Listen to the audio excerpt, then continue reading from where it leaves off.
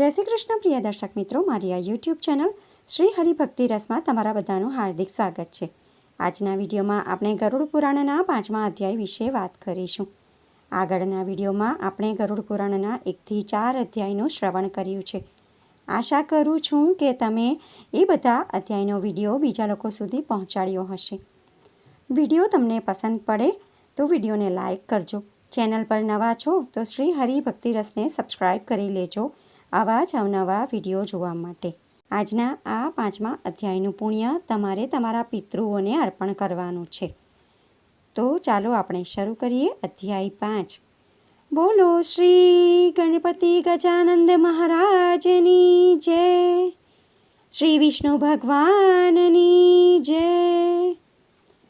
ઋષિઓના એ પૂછવા પર કે દુષ્ટ કર્મોથી મનુષ્ય કેવી રીતે છુટકારો મેળવી શકે છે, શૌનકજી બોલ્યા, હે મુનિ, આ ગરુડ પુરાણ સાંભળીને જ મનુષ્યને કર્તવ્યબોધ થાય છે. કોઈ પણ શ્રેષ્ઠ ઉદ્દેશ્યની પૂર્તિ માટે હંમેશા સત્પુરુષોનો સંગ કરવો જોઈએ અને અસત્પુરુષોનો સંગનો ત્યાગ કરવો જોઈએ. જે પોતાનું અને અન્યોનું સાચું હિત કરે એને જ બંધુ સમજવા જોઈએ. જેમાં સારા ગુણ અને વિચાર જોવામાં આવે અને જે ધર્મની ભાવના રાખે છે તે જ સાચું જીવન જીવે છે. જેનું ધન નષ્ટ થઈ જાય છે તે ઘર-બાર ત્યાગીને તીર્થ સેવન માટે ચાલ્યા જાય છે. પણ જે સત્ય અને ધર્મથી ભ્રષ્ટ થઈ જાય છે તે તો રવ નરકમાં જ જાય છે. જે કોઈને વચન આપીને તેનું પાલન નથી કરતા, જે ચુગલીઓ કર્યા કરે છે, જૂઠી સાક્ષી આપે છે, મદ્યપાન કરે છે, તે બધા નરકની ઘોર કષ્ટદાયક વૈતરણીની નદીમાં નિવાસ કરે છે. કોઈના ઘરમાં અગ્નિ લગાવવાવાળા, ઝેર આપવાવાળા, ખુદ દાન કરીને પછી એનું અપહરણ કરવાવાળા વ્યક્તિ પણ વૈતરણી નદીમાં મહાકષ્ટ મેળવે છે.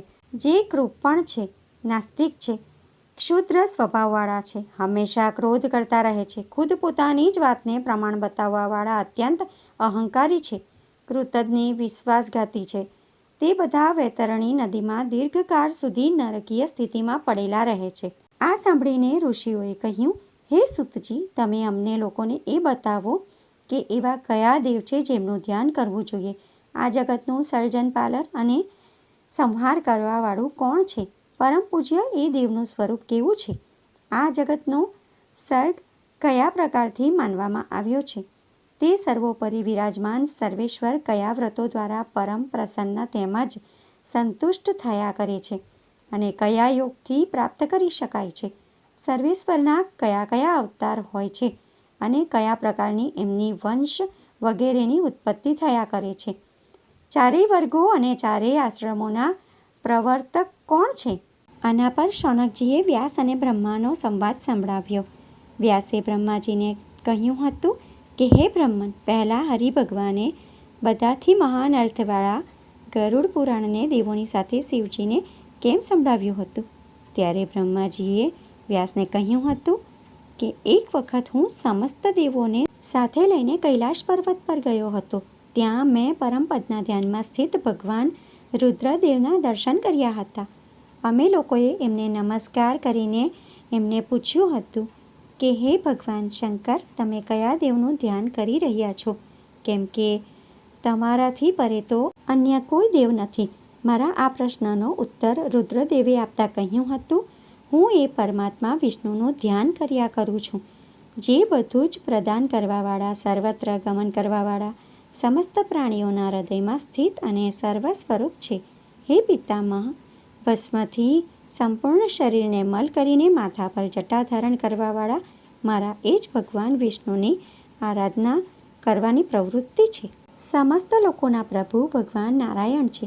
એમનામાં મણીઓની જેમ આ સંપૂર્ણ વિશ્વમાં સ્થિત રહ્યા કરે છે અને તેઓ જ આ સૃષ્ટિમાં ગુણભૂત થઈને પ્રવેશ કરે છે.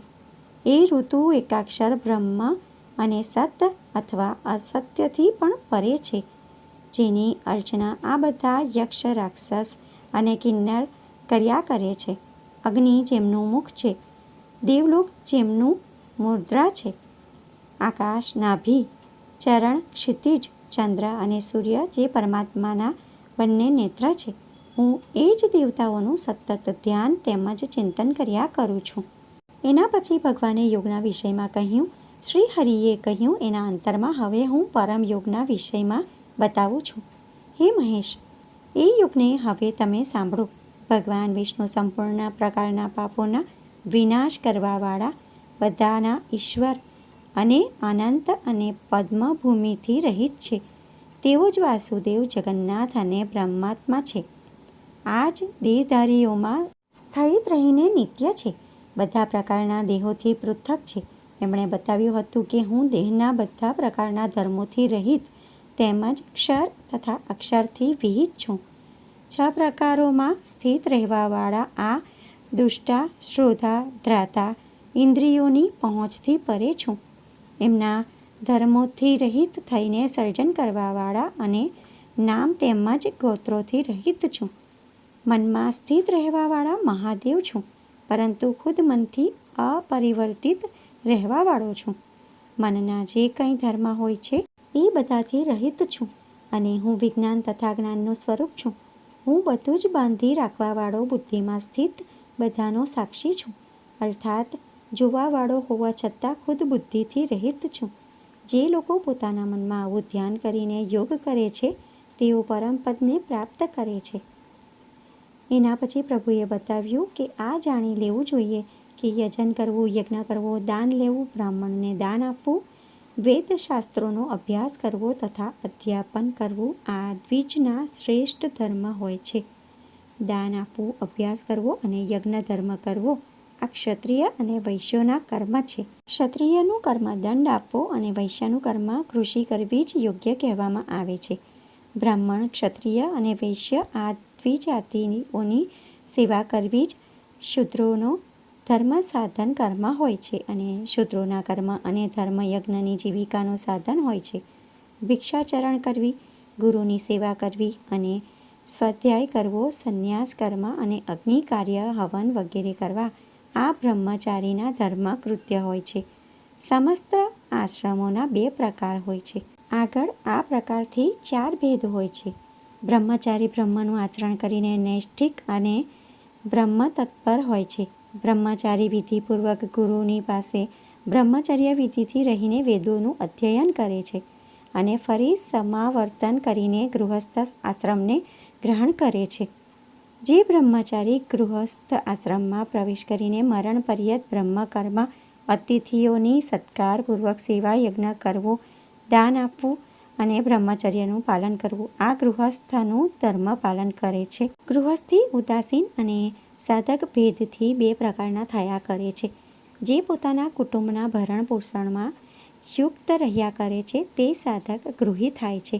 દેવ, ઋષિ અને પિત્તર આ ત્રણેયના ઋણોને દૂર કરીને અર્થાત ચૂકવીને પછી પોતાની પત્ની અને ધન વૈભવનો ત્યાગ કરીને એકાકી વિચરણ કર્યા કરે છે. તે મૌક્ષિક ઉદાસીન થાય છે.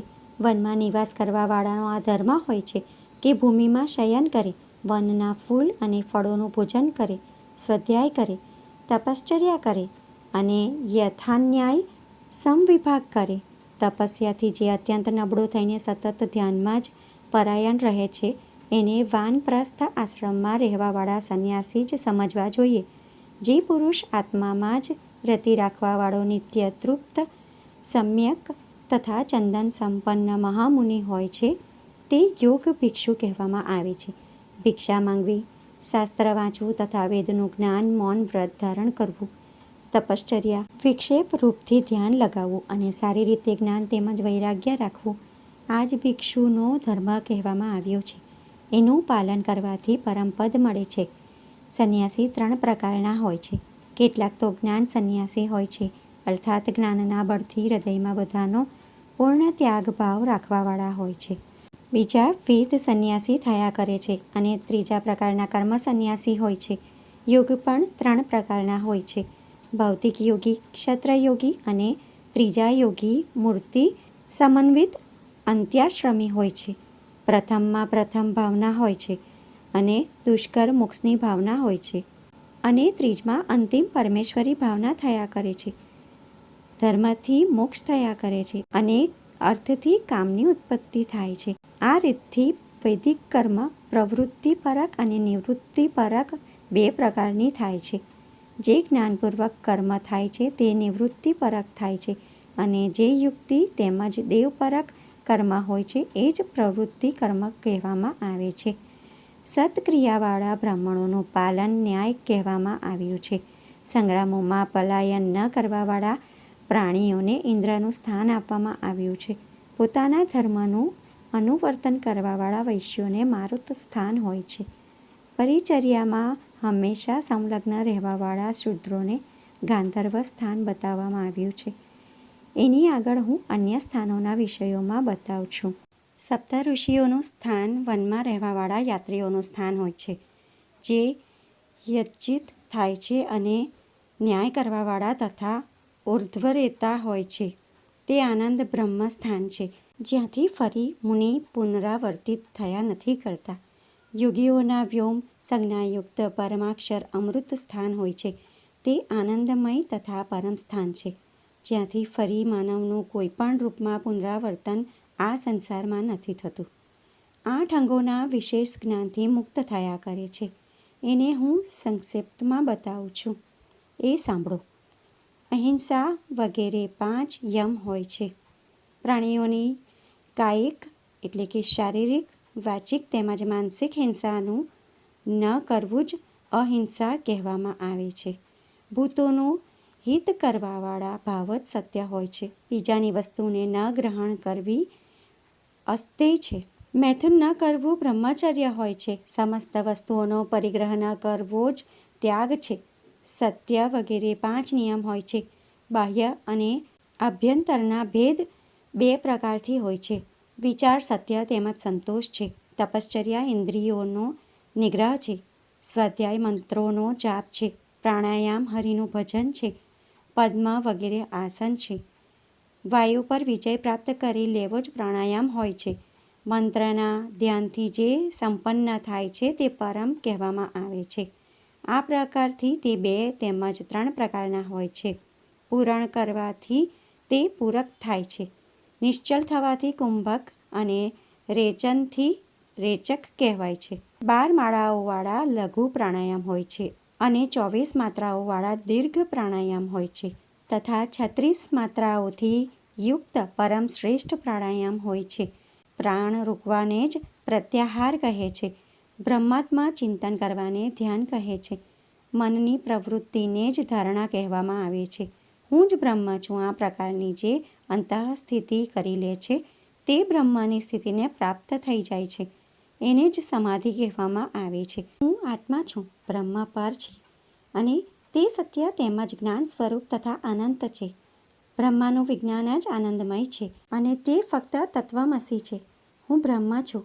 હું શરીર વગરનો અને ઇન્દ્રિયોથી રહિત છું. મન, બુદ્ધિ, અહંકાર વગેરેથી શૂન્ય છું અને જાગૃત, સુષુપ્તિ વગેરેથી યુક્ત એનું જ જ્યોતિ સ્વરૂપ છું.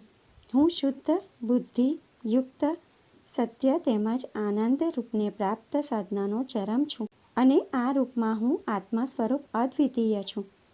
આ જે આદિત્ય પુરુષ છે તે હું જ અખંડિત છું. આ પ્રકારથી સ્વયંને ધ્યાન કરવાવાળા બ્રાહ્મણ આ સંસાર મહાબંધનથી વિમુક્ત થઈ જાય છે. એના પછી 14 મનુઓના વિષયમાં પૂછવા પર હરિએ કહ્યું, હવે અમે 14 મનુઓના વિષયમાં બતાવીએ છીએ અને એમના સુત, શુક વગેરેને બતાવીએ છીએ. પહેલાં સ્વયંભૂ મનુ થયા હતા તથા અગ્નિધાદી એમના પુત્ર થયા હતા. મરીચી, અત્રિ, અંગિરા, પુલસ્ત્ય, પુલહ, ઋતુ અને મહાન તેજવાળા વશિષ્ઠ આ 7 ઋષિવૃંદ બતાવવામાં આવ્યા છે. જ્યાખ્ય, આભિતાખ્ય, શુક્ર તથા યામ અને દ્વાદશગણ આ બધાને સોમપાઈ કહેવામાં આવે છે. આમના શત્રુ વિશ્વભુક વામ દેવેન્દ્ર વાષ્કલી થયા છે. તે દૈત્ય ભગવાન વિષ્ણુ દ્વારા ચક્રથી માર્યા ગયા હતા. એના અનંતર સ્વરોચિષ મનુ થયા હતા. એમના પુત્ર મંડલેશ્વર, ચૈત્રક, વિનત, વિદ્યુત, રવિ, બૃહદગુણ અને મહાન બળ તેમજ પરાક્રમવાળા હતા. ઉર્જ, સ્તંભ, પ્રાણ, ઋષભ, નીચલ, દંગભૂલી અને અર્વવીર આ 7 ઋષિ બતાવવામાં આવ્યા છે. 12 તુષિત કહેવામાં આવ્યા છે અને પારાવત બતાવવામાં આવ્યા છે. આ રીતથી આ ગણના પૂરી થાય છે. દેવોના ઇન્દ્ર વિપશ્ચિત હતો અને એનો શત્રુ પુરુ કૃત્સર હતો. ભગવાન મધુસૂદને હાથીના રૂપે એને માર્યો હતો. અતમ મનુના પુત્ર ઓજ, પરશુ, વિનીત, સુકૃત, સુમિત, સુવલ, શુચિ, દેવદેવાવૃદ્ધ તથા મહોત્સા મુખ્ય રુદ્ર હતા. એ મન્વંતરમાં રથોજા, ઉર્ધ્વબાહુ, શરણ, અંશ, મુનિ, શુલ્પા અને શક્ર આ સપ્તર્ષિ બતાવવામાં આવ્યા છે. વશવર્તી, સ્વધામાન, શિવ, સત્ય અને પ્રતરદન આ 5 દેવગણ બતાવવામાં આવ્યા છે. તે બધા 12 હતા. એક સ્વશાંતિ નામે ઇન્દ્ર હતા અને એના શુક્ર પ્રલંબ નામધારી દાનવ હતો. એ દાનવને મત્સ્યનું સ્વરૂપ ધારણ કરવાવાળા હરિ વિષ્ણુએ નષ્ટ કર્યા હતા.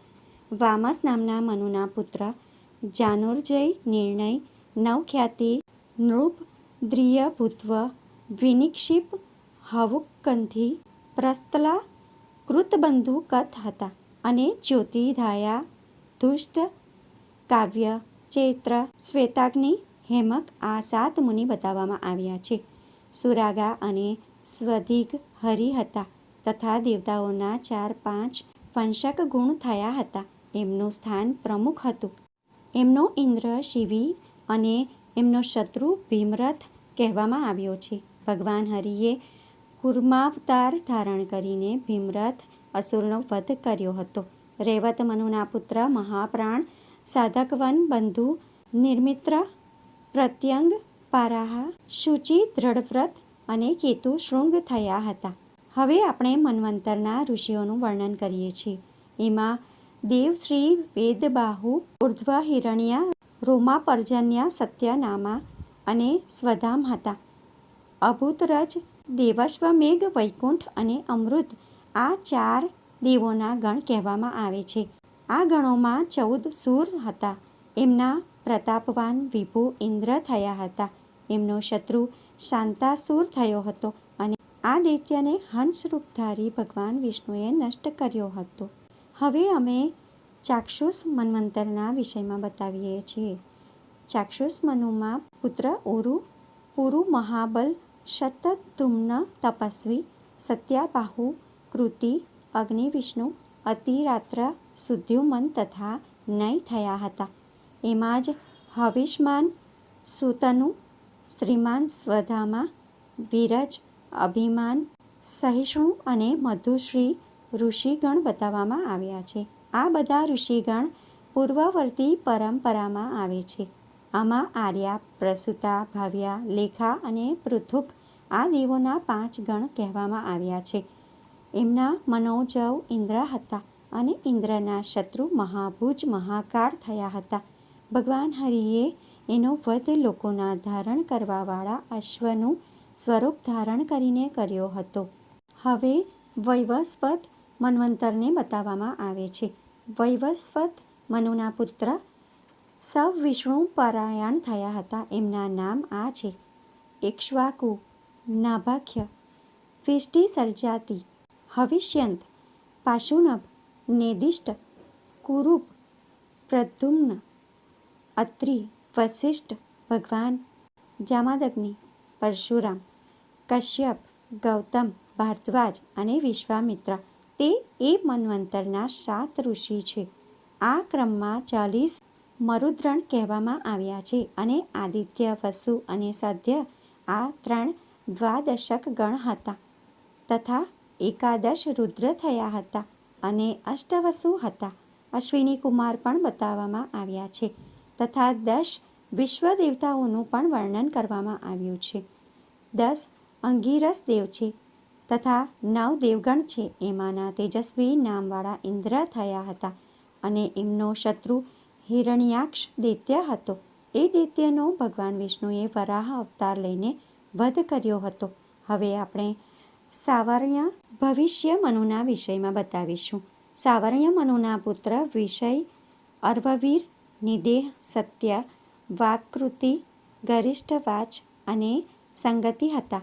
અશ્વત્થામા, કૃપ, વ્યાસ, માલવ, દીપ્તિમાન, ઋષ્યભ, ઋંગ, રામ હતા એ મન્વંતરના 7 ઋષિ છે. સુતપા, અમૃતાભા અને મુખ્યા આ એ દેવોના ગણ છે જે પોતાની શક્તિમાં પૂરા છે. આમનો ઇન્દ્ર વિરોચનનો પુત્ર બલિ થયો, જેણે ભૂમિના 3 પગની યાચના કરવાવાળા વામન રૂપધારી વિષ્ણુને બધું જ આપીને રુદ્ર ઇન્દ્રપદનો ત્યાગ કરીને સિદ્ધિને પ્રાપ્ત કરી હતી. હવે આના અંતર વારુણી, દક્ષ, સાવર્ણી, નવમના પુત્રોને સાંભળો. આ બધા દૃષ્ટિકેતુ, દીપ્તિકેતુ, પંચહસ્ત, નિરાકૃતિ, પૃથુ, શ્રવા, બૃહદયુમ્ન, રુચિક, બૃહતોગુણ, મેઘાતિથિ, ધૃતિ, સબલ અને વાસુ હતા. એમની સાથે જ્યોતિષ્માન, હવ્ય, વિભુ અને ઈશ્વર આ ઋષિગણ થયા હતા. એમાં મરીચી, ગર્ભ અને સ્વધર્મા આ 3 મુખ્ય હતા. આમાં દેવોને શત્રુ કાલક સંજ્ઞાવાળો છે. એનું હનન કરવાવાળા પદ્મનાથ થયા છે. દશમ મનુ પુત્રોના નામ છે સુક્ષેત્ર, ઉત્તમોજા, ભરીર્ષણ્ય, વીર્યવાન, શતાનિક, નિરમિત્ર, વૃષસેન, જયદ્રથ, ભૂરિદ્રુમન અને સુવર્ચા. આમનો ઇન્દ્ર શાંતિ નામધારી હતો. અયોમૂર્તિ, હવિષ્માન, સુક્ત, અવ્યય, નાભાગ, અપ્રતિમ અને સૌરભ આ મન્વંતરના ઋષિગણ હતા. હવે હું 11મા મનુના પુત્રને બતાવું છું. સર્વત્રગ, સુશર્મા, દેધવાનીય, પુરુ, ગુરુક્ષણવર્ણ, ઇદશુ, આર્દ્રક છે. હવિષ્યમાન, હવિષ્ય, વરુણ, વિશ્વ, વિસ્તર, વિષ્ણુ અને અગ્નિતેજા આ 7 ઋષિ છે. વિહંગમ, કામગમ, નિર્માણ, રુચિ અને અકેક રુચિ એમના ગણ છે. વૃષિ ઇન્દ્ર છે. દશગ્રીવ એનો શત્રુ છે. આ રીતે અમની વિશાળ પરંપરા છે.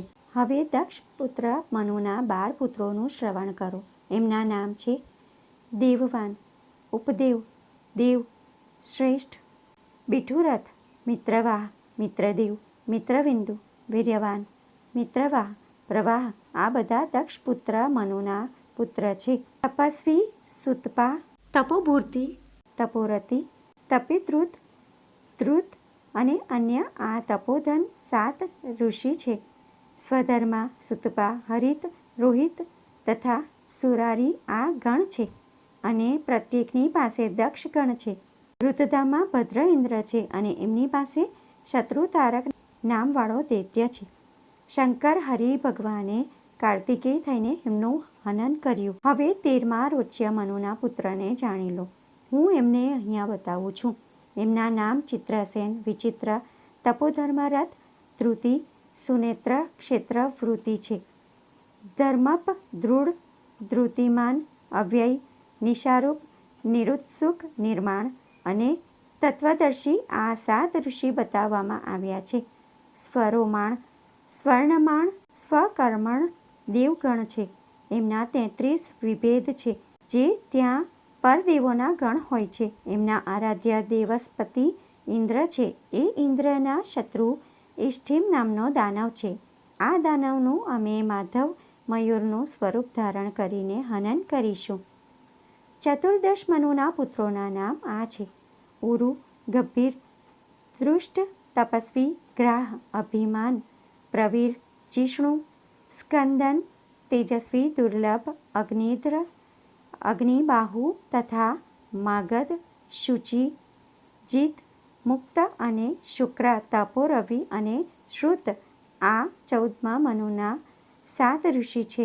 ચાક્ષુષ, કર્મનિષ્ઠ, પવિત્ર, ભ્રાંતિન અને વાચા આ 5 દેવોના ગણ છે જે કે સ્થાપક બતાવવામાં આવ્યા છે. એ દેવતાઓના ઇન્દ્રનું નામ શુચિ છે. એનો શત્રુ મહાદૈત્ય છે જેના હનન કરવાવાળા ખુદ ભગવાન હરિ એક જ દેવ છે. તે જ 4 રૂપથી વિદ્યમાન છે. વ્યાસના રૂપવાળા વિષ્ણુએ ફરી સમસ્ત પુરાણોની રચના કરી છે. 18 પુરાણ, 4 વેદ, એ વેદોના 6 અંગ, શાસ્ત્ર, મીમાંસા, ન્યાય શાસ્ત્રનો વિસ્તાર પુરાણ, ધર્મશાસ્ત્ર, આયુર્વેદ, અર્થશાસ્ત્ર, ધનુર્વેદ, ગાંધર્વ વેદ આ જ બધી 18 વિદ્યાઓ કહેવામાં આવે છે. ગરુડજીએ પૂછ્યું કે હવે તમે પોતાના ધ્યાનનું મહત્વ બતાવો. શ્રી હરિએ કહ્યું, હવે હું હરિના ધ્યાન રૂપને તમને બતાવું છું, જે ધ્યાન આ માયાતંત્રનું વિચ્છેદન કરવાવાળું છે. હે ખગ, તે હરિનું ધ્યાન મૂર્તિ ધ્યાન તેમજ અમૂર્તિ ધ્યાન આ ભેદોથી 2 પ્રકારનું હોય છે. ભાવરૂપથી સ્મરણ કરવું અમૂર્તિ ધ્યાન હોય છે. તે તો મેં તમને પહેલાં બતાવી દીધું છે. જ્યારે હું ભગવાન હરિ અર્થાત ખુદના મૂર્તિ ધ્યાનને બતાવું છું, એનું શ્રવણ કરો. કરોડો સૂર્યોની સમાન પ્રકાશવાળા વિષ્ણુ અને હરિ બ્રાજિષ્ણુ હોય છે. કુંદના ફૂલ અને ગાયના દૂધની સમાન ધવલ વર્ણવાળા હરિનું ધ્યાન મુક્તિની ઈચ્છા કરવાવાળાઓએ કરવું જોઈએ. હરિનું સ્વરૂપ વિશાળ તેમજ પરમ સૌમ્ય શંખથી સમન્વિત છે. ભગવાન હરિ સહસ્ત્રો સૂર્યોના તુલ્ય જ્વાળાઓની માળાઓથી ઉગ્ર સ્વરૂપવાળા ચક્રને ધારણ કરે છે. હરિનું સ્વરૂપ પરમ શાંતિ છે. એમનું દર્શન રૂપ પરમ શુભ છે અને ગદા હાથોમાં ધારણ કરેલા છે. રત્નોની આભાથી અતીત જાજ્વલ્યમાન મહાન કિંમતી કિરીટથી સુશોભિત છે.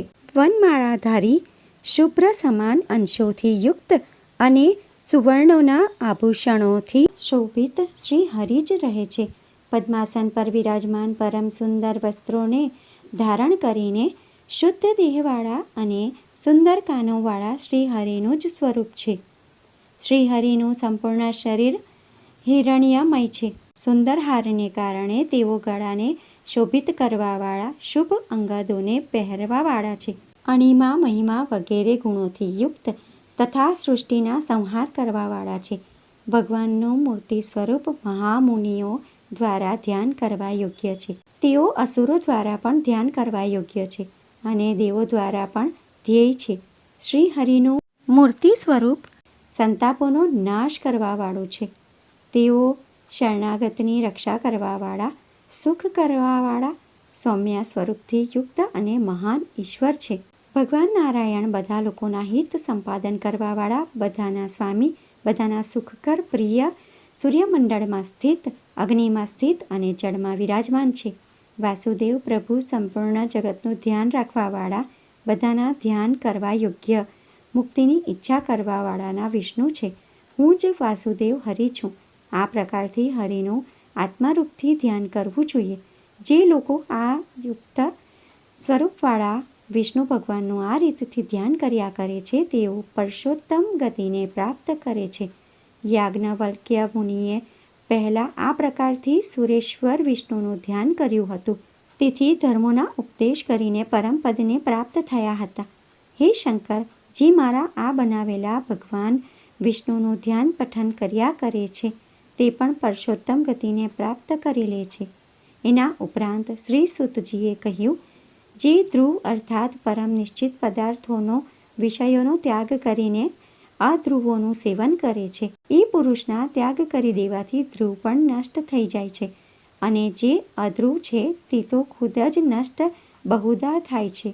બોલવાના અંગથી કે શક્તિથી હીન પુરુષની વિદ્યા એ જ પ્રકારની હોય છે.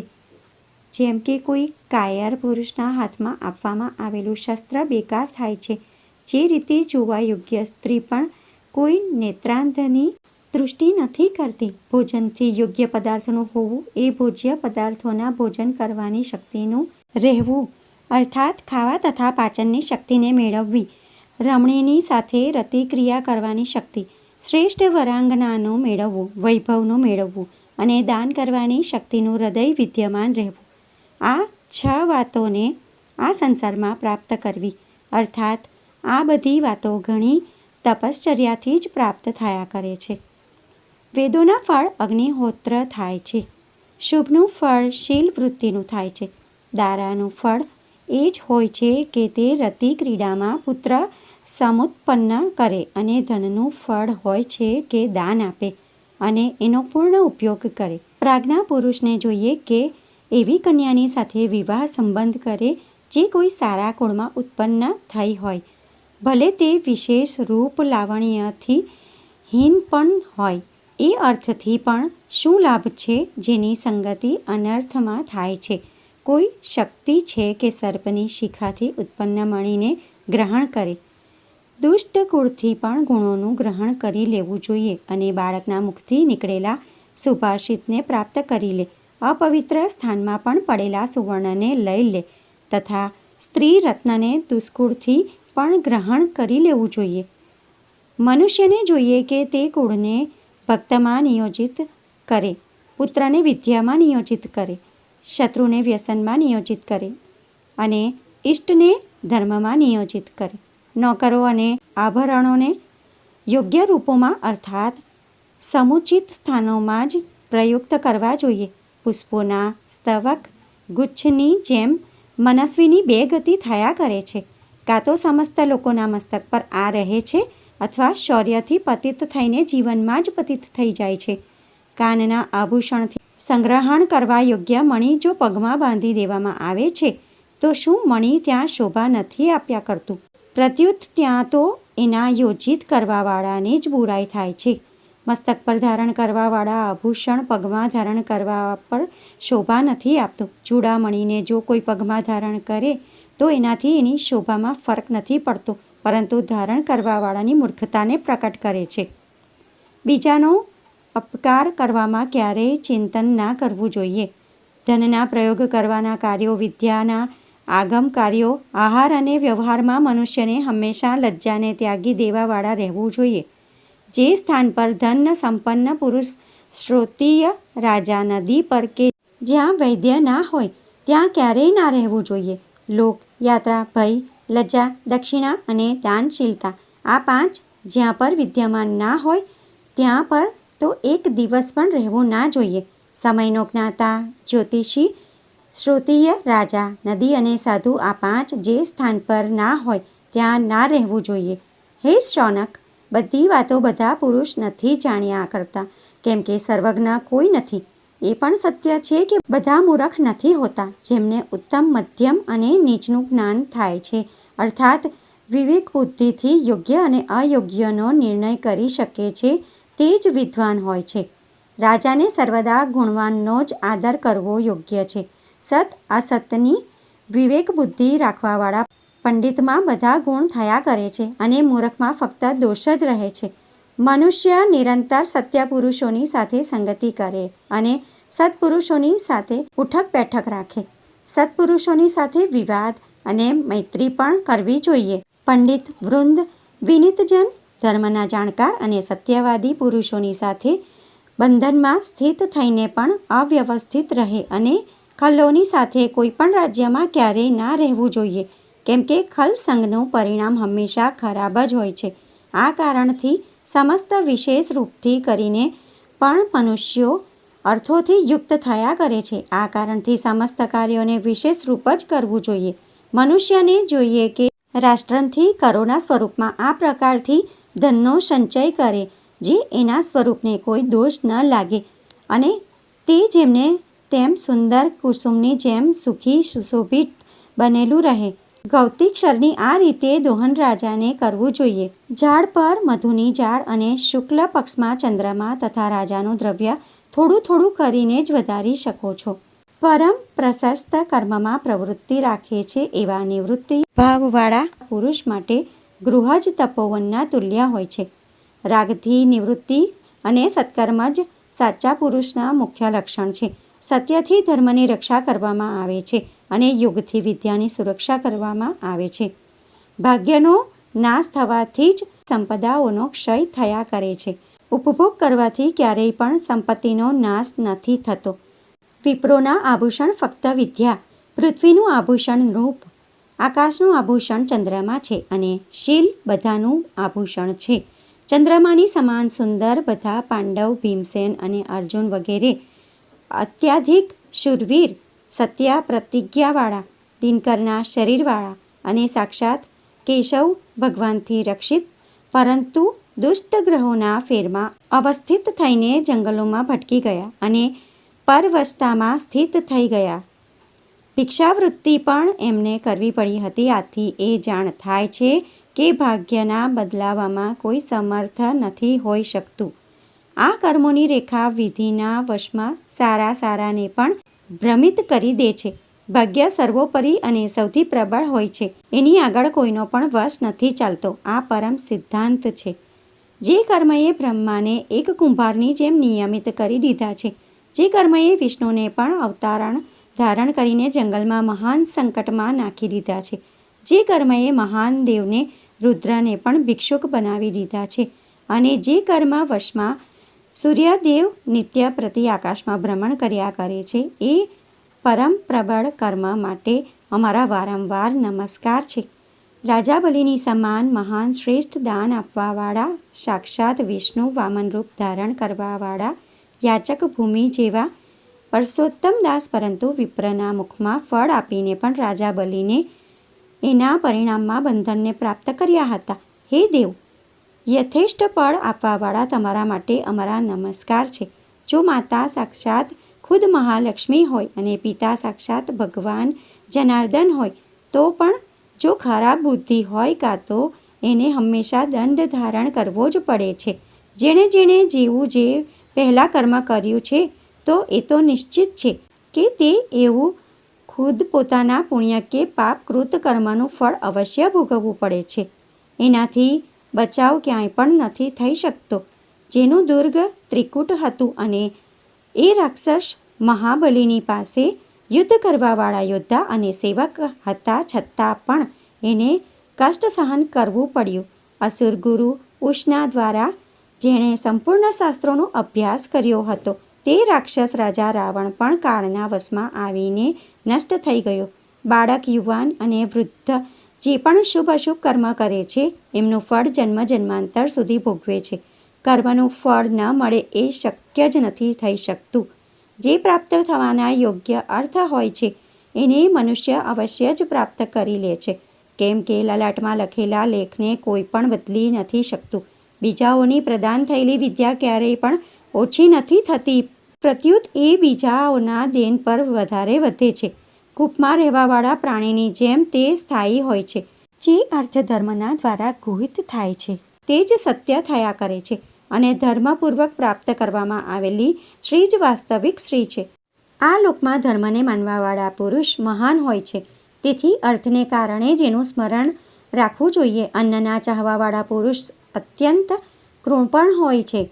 તે જે દુઃખોને ભોગવે છે એ જ દુઃખોને જો ધર્મને માનવાવાળા મેળવે તો પછી કોઈ પણ કલેશનું તે પાત્ર નથી જ થઈ શકતો. પરંતુ એ ધ્યાન રાખવું જોઈએ કે પ્રયત્ન કરવા પર પણ મંત્ર, બળ, વીર્ય, પ્રજ્ઞા અને પૌરુષથી મનુષ્ય અલભ્ય પદાર્થોને પ્રાપ્ત નથી કર્યા કરતા. આથી આ અપ્રાપ્તિના વિષયમાં થોડું પણ દુઃખ ના માનવું જોઈએ. જેની મેં ક્યારેય યાચના નથી કરી એને મેં પ્રાપ્ત કરી લીધું હતું, અને મારો મોકલેલો તો ફરીથી મારાથી ચાલ્યો ગયો. જ્યાંથી તે આવ્યો હતો ત્યાં ચાલ્યો ગયો. અર્થાત જે પ્રદાતાએ મને આપ્યો હતો એણે જ એને પનુથ લઈ લીધો છે. તે એના માટે દુઃખ માનવાની કોઈ જરૂર જ ના હોવી જોઈએ. એક જ વૃક્ષ પર રાત્રિના સમયમાં અહીં તહીંથી અનેક પક્ષીઓનો સમાગમ થયા કરે છે. પ્રાતઃકાળ થવા પર તેઓ બધા જે એક સાથે રહ્યા હતા વિભિન્ન દિશામાં ઉડીને ચાલ્યા કરે છે. તો એના માટે કંઈ પણ પરિવેદના ના કરવી જોઈએ. તાત્પર્ય એ છે કે આ સાંસારિક સંયોગ પિતા, પુત્ર અને ભાઈ, ભત્રીજા વગેરેનું પણ એવું જ છે.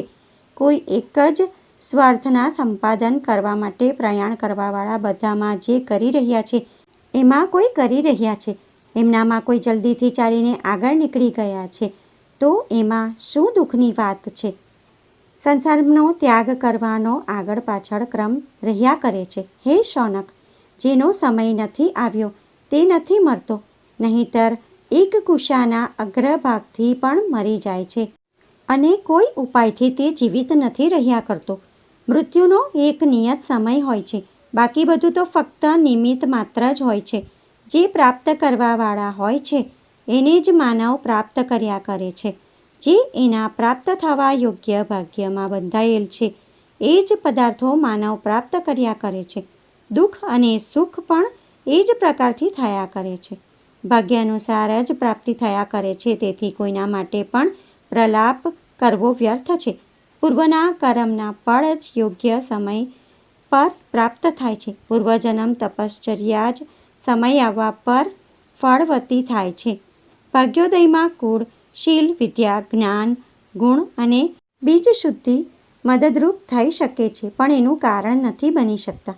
જે રીતે ગાયોના સેંકડો સમુદાયમાં વાછરડું પોતાની માતા પાસે પહોંચી જાય છે, એ જ પ્રકારે પૂર્વજન્મના કરેલા શુભાશુભ કર્મ પોતાની કર્તા પાસે પહોંચી જાય છે અને તે અનુસાર જ ફળ આપે છે. હે દ્વિજ, જે પુરુષ રાગ અને દ્વેષથી યુક્ત હોય છે એમને ક્યારેય સુખ પણ પ્રાપ્ત નથી થતું.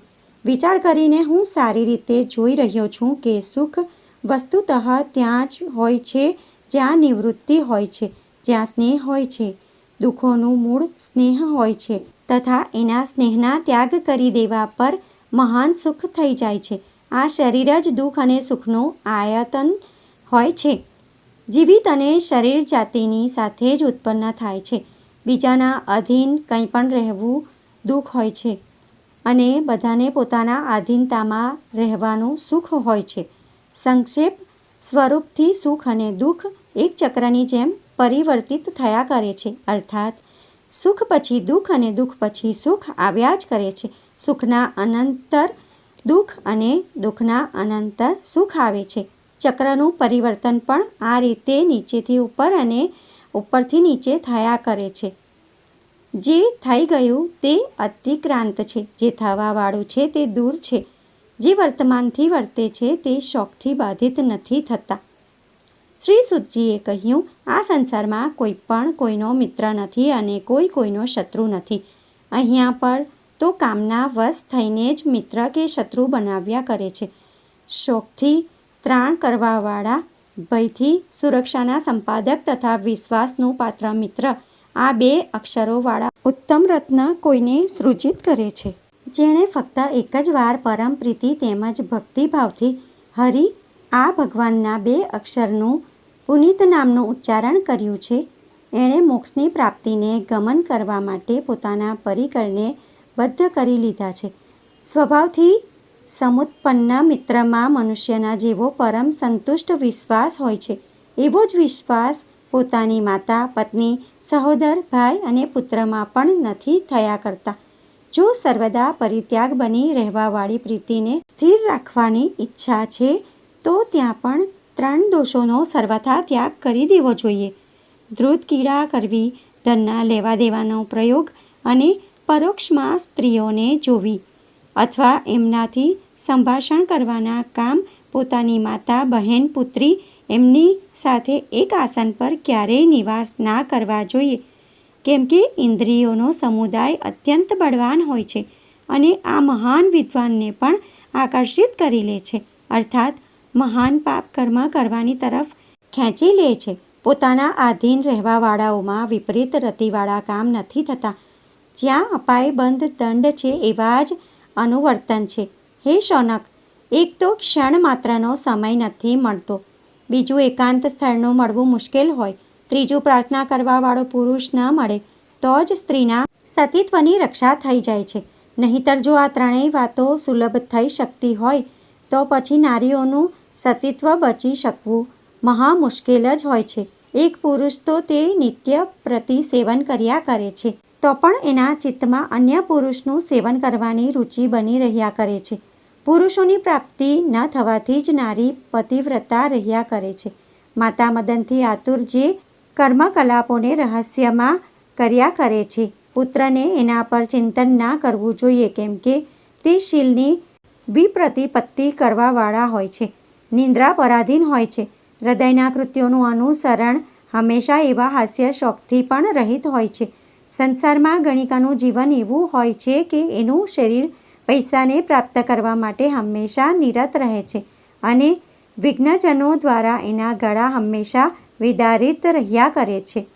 તે ખૂબ જ ઉત્કંઠાને સંતૃપ્તની વૃત્તિવાળી અને ઘણા લોકોની ઈચ્છાઓ પૂર્ણ કરવાવાળી માનવામાં આવી છે. અગ્નિ, બળ, સ્ત્રીગણ, સર્પ અને રાજકુળ આ નિત્ય પરોપસેવ્ય અર્થાત બીજાઓના સેવાના કરવા યોગ્ય હોય છે અને આ 6 સદ્ય પ્રાણોને હરણ કરવાવાળા પણ છે. એમાં કઈ એવી આશ્ચર્યની વાત છે કે જો શબ્દશાસ્ત્રમાં કુશળપ્રિય પંડિત હોય છે, આ પણ કોઈ વિચિત્ર વાત નથી કે દંડ નીતિમાં કુશળ વિપ્ર ધાર્મિક હોય, એમાં પણ વિચિત્રતા નથી કે રૂપ લાવણ્યથી સંપન્ન સ્ત્રી સાધ્વી ન રહે. અને એ પણ કંઈ અદ્ભુત વાત નથી કે કોઈ નિર્ધન પુરુષ ક્યારેય કોઈ પાપ કર્મ નથી કરતો. વનમાં કોઈ એક વૃક્ષ હોય જે સુગંધયુક્ત પુષ્પોથી પરિપૂર્ણ હોય તો એ એક સુવૃક્ષથી જ સંપૂર્ણ વન સુવાસિત થઈ જાય છે. જેમ એક સુપુત્રથી સંપૂર્ણ કુળ પ્રખ્યાત થઈ જાય છે. ગુણોથી સંપન્ન એક જ પુત્ર સૌથી શ્રેષ્ઠ, ગુણહીન સેંકડો પુત્રોથી શું લાભ છે? જેમ કે એકલા ચંદ્રમાં અંધકારને નષ્ટ કરી દે છે, પણ તારાગણ સહસ્ત્રાધિક રહીને પણ અંધકારને નષ્ટ કરવાની ક્ષમતા નથી રાખતા. પુત્રનું લાલન 5 વર્ષની અવસ્થા સુધી કરવું જોઈએ. એના પછી એને થોડા સારા ખરાબનું ભાન થઈ જાય છે.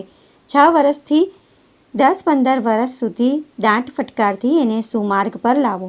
જ્યારે 16મા વર્ષમાં પદાર્પણ કરે તો ફરી એની સાથે એક મિત્રની જેમ વ્યવહાર કરો. પુત્ર જ્યારે મોટો થઈ જાય છે, ધનનું હરણ કર્યા કરે છે. જો પુત્ર પિતાની સામે જ મૃત્યુને પ્રાપ્ત થઈ જાય છે, ત્યારે પિતાને મહાન વેદના થાય છે, જાણે એના પ્રાણ નીકળી ગયા હોય એમ. એવા પુત્રની સમાન અન્ય કોઈ શત્રુ નથી કે જેના માટે લોકો અત્યંત લાલાયિત રહે છે. કેટલાક વાઘ મૃગના તુલ્ય મુખવાળા હોય છે. એના યથાર્થ સ્વરૂપના પરિજ્ઞાન પ્રાપ્ત કરવામાં પદ પર અવિશ્વાસ થયા કરે છે. ક્ષમા ધારણ કરવાવાળા પુરુષને બધા પ્રકારથી સારા માને છે, પરંતુ એનામાં એક જ મોટો ભારે દોષ હોય છે કે ક્ષમાથી યુક્ત પુરુષ હોય છે. એને લોકો શક્તિથી હીન સમજવા લાગે છે. એ જ માનવામાં આવે છે કે સાંસારિક ભોગ ક્ષણભંગુર હોય છે, તો પણ સ્નિગ્ધોમાં વિદગ્ધ પુરુષની વૃદ્ધિ અનાકૂળ હોય છે. હે શૌનક, પિતાના મૃત થઈ જવા પર જ્યેષ્ઠ ભાઈ પિતા જ તુલ્ય હોય છે. તે બધાનું અનુપાલન કરવાવાળો હોય છે અને આથી પિતાના જ તુલ્ય હોય છે. જે પણ એનાથી નાના હોય છે એ બધાની સાથે એનો વ્યવહાર સમાન હોય છે. જે પ્રકારેથી તુલ્ય ઉપભોગ કરવાવાળા અને જીવન વિતાવવાવાળા પુત્રોમાં થયા કરે છે. અત્યંત શક્તિવાળા પણ જો વધારે એકત્ર થઈને એક સમુદાયમાં સંગઠિત થઈ જાય છે તો મહાન દારૂણ શક્તિશાળી થઈ જાય છે. જેમ કે એક તણખલાથી બનેલી મોટી દોરડી એટલી મજબૂત થઈ જાય છે કે એમાં પછી હાથી જેવા મહાન બળવાન પશુને પણ બાંધી લેવાની શક્તિ થઈ જાય છે. બીજાના ધનનું અપહરણ કરીને જે પછી એનું દાન કર્યા કરે છે, એનું દાન આપવાવાળો પુરુષ નરકનો ગામી થાય છે અને હકીકતમાં એ દાનનું દાન એ જ ફળ પણ હોય છે. દેવોત્તર સંપત્તિનું અપહરણ કે વિનાશ કરવાથી, બ્રાહ્મણનું ધન અપહરણ કરવાથી અને બ્રાહ્મણોનું અતિક્રમણ કરવાથી કુળોની અકૂળતા થઈ જાય છે. એટલે કે સમસ્ત કુળોનો નાશ થઈ જાય છે. બ્રાહ્મણનું હનન કરવાવાળા, સુરાના પાન કરવાવાળા, ચોરી કરવાવાળા અને વ્રતને ભંગ કરવાવાળા પુરુષની સત્પુરુષોની નિષ્કૃતિ એટલે કે પ્રાયશ્ચિત બતાવવામાં આવ્યું છે. પરંતુ જે કૃતજ્ઞ હોય છે એનું કોઈ પણ પ્રાયશ્ચિત નથી થતું. કરેલા ઉપકારને ન માનવાવાળા પુરુષને કૃતજ્ઞ કહેવામાં આવે છે. શૂદ્ર અને વૃષલીના સ્વામીના અહીંયા દેવગણ અને પિતરગણ ભોજન નથી કર્યા કરતા. જે પત્ની દ્વારા જીતેલો હોય અથવા પત્નીનો જ જેના પર પૂર્ણ પ્રભાવ હોય અને જેની પત્ની કોઈ ઉપપતિ ઘરમાં રહે છે, તેને ત્યાં પણ દેવ પિતર અસંતુષ્ટ થઈને ભોજન નથી કરતા. આ 4 પુરુષ સ્વભાવ અને કર્મને કારણે જ ચાંડાલ થયા કરે છે. આ તે જે કરેલા ઉપકારને માન્ય નથી કરતા. બીજા જે અનાર્ય હોય છે. ત્રીજા તે જેમાં ખૂબ લાંબા સમય સુધી રોષ વિદ્યમાન રહે છે. અને ચોથા તે જે હંમેશા કુટિલ વૃત્તિવાળા હોય છે. પાંચમા ચાંડાલ તો તે છે જે એ ચાંડાલ જાતિથી સમુત્પન્ન થાય છે. દુષ્ટ બુદ્ધિવાળા સાધારણ શત્રુ પણ આ ભાવનાથી કે તે સામાન્ય શત્રુ આપણું શું બગાડી શકે છે, ક્યારે પણ ઉપેક્ષા કરવાના યોગ્ય નથી હોતા. અગ્નિના નાના એવા કણની પણ ઉપેક્ષા નથી કરતો. અર્થાત એ સામાન એવી અગ્નિમાં પણ બધું જ સળગાવીને રાખ બનાવી દેવાની ક્ષમતા વિદ્યમાન રહ્યા કરે છે. નવી ઉઠેલી અવસ્થામાં જેનાથી સ્વાભાવિક રૂપથી ક્યારેય અશાંતિ થયા કરતી નથી. જે પુરુષ શાંતિથી યુક્ત રહે છે તે જ વાસ્તવમાં શાંત પ્રકૃતિવાળો પુરુષ હોય છે. એવો મારો વિચાર છે. જ્યારે ઉંમર ઢળી જાય છે તો સંપૂર્ણ શરીરની ધાતુ ક્ષીણ થઈ જાય છે. એમાં તો બધાને શાંતિ આવી જાય છે, કેમ કે કોઈ પણ પ્રકારની શક્તિ રહ્યા જ નથી કરતી. હે વિપેન્દ્ર, જે રીતે માર્ગોમાં બધાના ચાલવાનો અધિકાર હોય છે, એવી જ રીતે શ્રીને ભોગવવાનો પણ બધાને હક હોય છે. આ શરીર ધાતુઓના વશમાં રહેવાવાળું અને ચિત્તના આધીન જ થયા કરે છે. જ્યારે ચિત્ત જ નષ્ટ થઈ જાય છે તો સંપૂર્ણ ધાતુઓ પણ નાશને પ્રાપ્ત થાય છે. આ ચિત્તની હંમેશા રક્ષા કરવી જોઈએ. જ્યારે ચિત્ત સ્વસ્થ રહે છે તો ધાતુઓ પણ શરીરમાં ઉત્પન્ન થઈને સબળ તેમજ સમર્થ થાય છે. સૂતજીએ કહ્યું, દુષ્ટ સ્વભાવની પત્ની અને કુત્સિત મિત્ર તથા ખરાબ રાજા તેમજ કુપુત્ર, ખરાબ કન્યા અને ખરાબ દેશને દૂરથી જ ત્યાગી દેવા જોઈએ. હવે વર્તમાન કળિયુગનો પ્રભાવ બતાવે છે. આ યુગ એવો છે કે એમાં ધર્મ તો એવો ચાલ્યો ગયો છે કે ક્યાંક પણ નામ નજરે જ નથી પડતું. તપ પણ આ સમયમાં નષ્ટ થઈ ગયું છે. એટલે કે તપસ્યા કોને કહે છે એ પણ કોઈ નથી જાણતું. સત્ય તો નામ માત્રને પણ કળિયુગમાં જ ક્યાંય છે જ નહીં. સત્યતા કોઈ વસ્તુ છે, એની સત્તા તેમજ મહત્તાને કોઈ નથી જાણતું. સમસ્ત ભૂમિનો ભોગ એવો છે કે એમાં જેવી ઉપજ હોવી જોઈએ તે ક્યાંય પણ નથી હોતી. મનુષ્ય બહુધા બધા કપટનો વ્યવહાર રાખવાવાળો છે. જે બ્રાહ્મણ લોકો છે તે ખૂબ જ વધારે મતલબના થઈ ગયા છે, અર્થાત ચંચળતાથી પૂર્ણ છે. કળિયુગમાં મનુષ્ય સ્ત્રીઓના વશમાં રહ્યા કરે છે. સ્ત્રીઓ વધારે ચંચળ છે. નીચ જાતિના મનુષ્ય ઉન્નતિશીલ થઈ ગયા છે. તેઓ મનુષ્ય પરમ ધન્ય તેમજ ભાગ્યશાળી છે જે પોતાની જીવન લાલી સમાપ્ત કરીને મરી ગયા છે.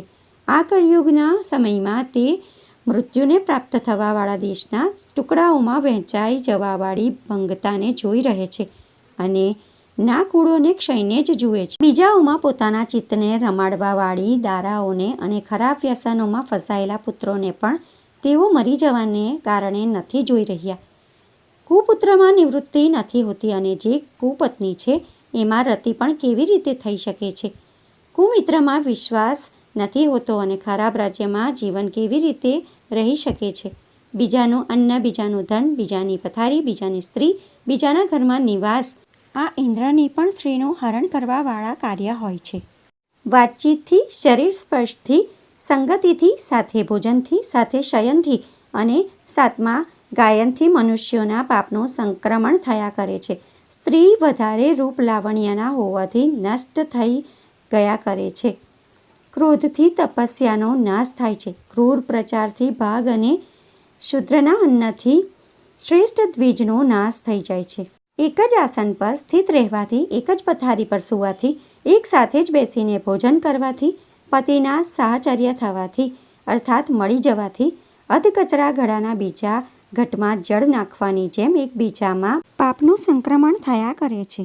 લાડ પ્રેમ કરવામાં ઘણા દોષ ઉત્પન્ન થઈ જયા કરે છે અને ટાળવાથી વધારે ગુણ થાય છે. આથી પોતાના શિષ્ય અને પુત્રને સર્વદા ટાળવા જ જોઈએ. ફક્ત પ્રેમ ના કરવો જોઈએ. દેહધારીઓ માટે વધારે ચાલવું વાર્ધક્ય છે. પર્વતો માટે જળ જ જરા છે, અર્થાત એમની ક્ષીણતા પહોંચાડવાવાળા હોય છે. નારીઓની સાથે સંભોગ ન કરવો જ એમની વૃદ્ધતાને વધારવાવાળી જરા છે અને વસ્ત્રને આતપમાં રાખવા જરા છે. જે અધમ શ્રેણીના માનવ હોય છે તેઓ હંમેશા કલહ જ ઈચ્છ્યા કરે છે. મધ્યમ શ્રેણીના પુરુષ સંધિની ઈચ્છા રાખે છે તથા ઉત્તમ કોટીના મનુષ્ય માનના ઈચ્છુક હોય છે, કેમ કે મહાન પુરુષોનું એકમાત્ર ધન માન જ થયા કરે છે. માન જ અર્થનું મૂળ છે, કેમ કે મહાન માનની પ્રાપ્તિ માટે અર્થની ઈચ્છા જ થયા કરે છે. જો માન છે તો પછી એના હોવા પર અર્થથી શું પ્રયોજન છે? જેના માનનું દર્દ જ ભ્રષ્ટ થઈ ગયું છે એને ધન અને આયુમાં પણ શું લાભ છે? અધર્મ પુરુષ જ ધનની ઈચ્છાઓ કર્યા કરે છે. જે મધ્ય શ્રેણીના લોકો છે તેઓ ધન અને માન બંને જ અભિલાષા રાખ્યા કરે છે. ધનહીન પુરુષ પણ જે સારા કુળમાં ઉત્પન્ન થાય છે ક્યાંય પણ નીચ કર્મોને આરંભ નથી કર્યા કરતા, અર્થાત ધનની પ્રાપ્તિ માટે ખરાબ કામ ક્યારેય નથી કરતા.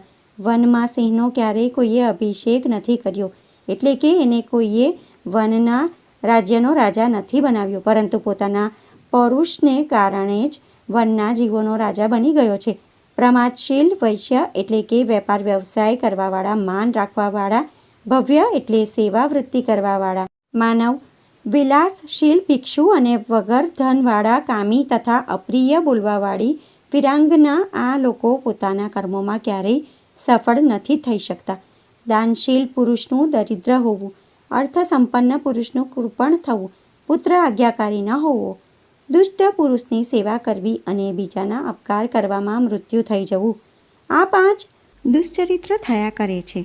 પોતાની પત્નીથી વિરહ થઈ જવો, પોતાના જનો દ્વારા અથવા પોતાના જ જનોના મધ્યમાં અપમાન થવું, ઋણનું બાકી બની રહેવું, ખરાબ પુરુષની સેવા કરવી અને દારિદ્ર્ય હોવાને કારણે મિત્રોથી વિમુખ થઈ જવું. આ 5 કાર્ય એવા છે જે વગર જ અગ્નિના ખૂબ તીવ્ર જલન આપ્યા કરે છે. આમ તો મનુષ્યોને સહસ્ત્રો પ્રકારની ચિંતાઓ, ખાંડાની ધારણા દ્વારા અપમાનનું હોવું, પત્નીનું ભૂખ્યું રહેવું, પત્નીને પોતાના વિષયમાં વિરક્ત રહેવું અને સહજ અપરાધનું હોવું, પુત્ર વંશગત હોવો, અર્થોપાર્જન કરવાવાળી વિદ્યાના પોતાની પાસે રહેવું, રોગોનું ન હોવું, સજ્જન પુરુષોની સંગતિનું રહેવું, પત્નીનો પ્રેમ અને પોતાના વંશમાં રહેવું. આ 5 કારણ એવા છે જે દુઃખના મૂળનું ઉદ્ધારણ કરવાવાળા હોય છે. હરિણ, માતંગ, પતંગ, ભૃંગ અને મીન આ 5 ઇન્દ્રિયોના કારણે મરે છે. હરિણ શ્રવણેન્દ્રિયના આધીન થઈને વાદ્ય સાંભળવામાં એવા ખોવાઈ જાય છે કે શિકારી એને મારી નાખે છે. માતંગ મદોન્મત્તતાથી, પતંગ દીપકની જ્વાળા પર પ્રેમ કરવાથી, ભૃંગ પુષ્પરાજના આસ્વાદનથી અને મીન ગંધાકર્ષણના મૃત્યુનો ગ્રાસ થાય છે. એ બધામાં એક ઇન્દ્રિયોનું જ આકર્ષણ મોતના મોંમાં નાખી રહ્યા કરે છે. તો જે માનવ પોતાની બધી ઇન્દ્રિયોની અર્થાત 5ને આધીન થાય છે તે કેમ નથી મરણ યોગ્ય હશે? જેમ જેમ મનુષ્ય કલ્યાણથી પોતાની વૃદ્ધિ કર્યા કરે છે તેમ તેમ જ તે બધી જગ્યાએ લોકોનો પરમ પ્રિય થઈને સંબંધ કર્યા કરે છે. આ જગતી તલમાં મનુષ્ય લોભ, પ્રમાદ અને વિશ્વાસ આ ત્રણેયમાં નાશને પ્રાપ્ત થાય છે. આથી લોભ ના કરવો જોઈએ, પ્રમાદ ના કરવો અને દરેકનો વિશ્વાસ પણ ક્યારેય ના કરવો જોઈએ. ભયથી ત્યાં સુધી ડરવું જોઈએ જ્યાં સુધી તે ભય આપણાથી દૂર રહે છે અને આવતો નથી. જ્યારે ભય નજીક આવે છે અને તીવ્ર રૂપ ધારણ કરી લે છે તો પછી એકદમ નીડર થઈને એની સમક્ષ સ્થિત થઈને એની પ્રતિક્રિયા કરવી જોઈએ. ઋણનું બાકી રહી જવું, રોગનો કેટલોક અંશ બચી જવો અને અગ્નિનો કેટલોક પણ થોડો એવો ભાગ રહી જવો પછી વારંવાર વધીને ઉગ્ર રૂપ ધારણ કરી લે છે. આથી ત્રણેય વસ્તુઓને બિલકુલ સમાપ્ત જ કરીને રહેવું જોઈએ. જે જીવો પણ વ્યવહાર સારો ખરાબ કરે છે એનો જવાબ પણ એવા જ વ્યવહારથી આપવો જોઈએ. જો કોઈ હિંસાપૂર્ણ વ્યવહાર કરે તો એની સાથે પ્રતિહિંસા જ કરે. જે સમક્ષમાં તો પરમ પ્રિય ભાષણ કરવાવાળા હોય અને પાછળ કાર્યને નષ્ટ કરી દેવાવાળા હોય એવા માયાથી પરિપૂર્ણ શત્રુની જેમ મિત્રનો ત્યાગ જ કરી દે. દુર્જન પુરુષના સંગથી સજ્જન પુરુષ પણ વિનષ્ટ થઈ જાય છે. જે રીતે સ્વચ્છ જળને પણ કીચડથી મેલું કરી દેવામાં આવે છે એવી જ રીતે સાધુ પ્રવૃત્તિ પણ દુષ્ટ પ્રવૃત્તિથી મળીને ખરાબ થઈ જાય છે. જેનું ધન દ્વિજો માટે હોય છે તે પણ સારી રીતે ભોગ કરવાનું સુખ પ્રાપ્ત કરે છે. જે દ્વિજોના ઉપભોગથી બાકી રહે છે તે જ ભોગની વસ્તુ થયા કરે છે. બુદ્ધિમાન એ જ પુરુષ છે જે કાંઈ પાપ કર્મ નથી કરતો. પ્રશંસા હકીકતમાં એ જ છે કે પીઠ પાછળ કરવામાં આવે અને ધર્મ એ જ છે જે કોઈ દંભ વગર કે દેખાવા વગર કરવામાં આવે. વૃદ્ધ પણ એમને ના કહેવા જોઈએ જે ન્યાયસંગત ધર્મની વાતો નથી કહેતા. ધર્મ એ જ હોય છે જેમાં સત્યતા વિદ્યમાન છે અને સત્ય એ જ છે જે છળકપટથી અનુવિદ્વ ન થાય. મનુષ્યોમાં બ્રાહ્મણ સર્વશ્રેષ્ઠ માનવામાં આવે છે. તેજોમાં સર્વાધિક સૂર્યદેવ છે. શરીરના સંપૂર્ણ અંગોમાં માથું સર્વોત્તમ અંગ હોય છે અને વ્રતોમાં સત્યનું જ વ્રત જ સૌથી ઉત્તમ વ્રત છે. મંગળ કાર્ય એ જ છે જેમાં માનવનું મન પ્રસન્નતાનો અનુભવ કર્યા કરે છે. જીવન એ જ સાર્થક તેમજ સફળ થાય છે જેમાં બીજાઓની સેવાઓનું કાર્ય કરવામાં આવે છે. કમાણી એ જ છે જેનો ઉપભોગ પોતાના મનુષ્યો દ્વારા કરવામાં આવે અને ગર્જના કરવી એ જ સફળ છે જે સંગ્રામમાં શત્રુઓની સમક્ષ કરવામાં આવે છે. સ્ત્રી એ જ સુખ પ્રદાન કરવાવાળી છે જે ક્યારેય અભિમાન નથી કરતી. સાચું સુખ એ જ મનુષ્ય હોય છે જેણે તૃષ્ણા નથી હોતી. મિત્ર એ જ હોય છે જેમાં પૂર્ણ વિશ્વાસ કરવામાં આવે છે. અને હકીકતમાં પ્રશસ્ત પુરુષ એ જ હોય છે જેનાથી પોતાની ઇન્દ્રિયોને જીતી રાખ્યા છે. જેમાં સૌહાર્દ વિલુપ્ત થઈ જાય છે, અર્થાત સૌહાર્દનો ભાવ જ નથી રહ્યા કરતો. ત્યાં સ્નેહ અને આદર પણ છૂટી જાય છે. પ્રશંસાના યોગ્ય એ જ છે જેની સ્તુતિ આત્મા દ્વારા કરવામાં આવે છે. આ પ્રકારે સદાચાર અને ધર્મના અનેક રૂપ માનવ જીવનની શિક્ષા માટે થાય છે. એને અપનાવીને મનુષ્ય પોતાના જીવનમાં સંતુલન પ્રાપ્ત કરી શકે છે અને જીવન સફળ કરી શકે છે. ગરુડ પુરાણ અધ્યાય 5મો સમાપ્ત. તો બોલો શ્રી વિષ્ણુ ભગવાનની જય. તો ભક્તો, 5મા અધ્યાયમાં આપણે જાણ્યું કે મનુઓ કેટલા છે, એમના પુત્રો કેટલા છે, એમના નામ શું છે, એમના ઋષિઓ કેટલા છે, શત્રુઓ કેટલા છે, એમના ઉદ્ધાર માટે નારાયણે કેટલા અવતાર ધારણ કર્યા, મનુષ્યોએ શું કરવું જોઈએ, શું ન કરવું જોઈએ, આ બધું આપણે આજના વિડીયોમાં જાણ્યું. ભક્તો, 5મો અધ્યાય થોડો લાંબો હતો, પરંતુ મારી તમને વિનંતી છે કે તમે પૂરો અધ્યાય સાંભળજો. કહેવાય છે કે કોઈ પણ ગ્રંથ આપણે વાંચીએ અથવા સાંભળીએ તો એ અધૂરો ના રાખવો જોઈએ. તો મારી તમને વિનંતી છે કે જો તમે અધૂરો અધ્યાય સાંભળ્યો હોય તો અધ્યાયને પૂરો સાંભળી લેજો. અને તમને મારો વિડીયો પસંદ પડ્યો હોય તો વિડીયોને લાઈક કરજો. બીજા લોકો સુધી આ વિડીયોનો પ્રચાર કરજો જેથી બીજા લોકો પણ આ અધ્યાય સાંભળી શકે. ચેનલ પર નવા છો તો શ્રી હરિભક્તિ રસને સબસ્ક્રાઈબ કરી લેજો. બાજુમાં ઘંટીનું નિશાન આવે તો એના પર પણ તમે ક્લિક કરી દેજો. ફરી મળીશું એક નવા વિડીયો સાથે. ત્યાં સુધી બધા ભક્તોને મારા જય શ્રી કૃષ્ણ. વિડીયો જોવા માટે ધન્યવાદ.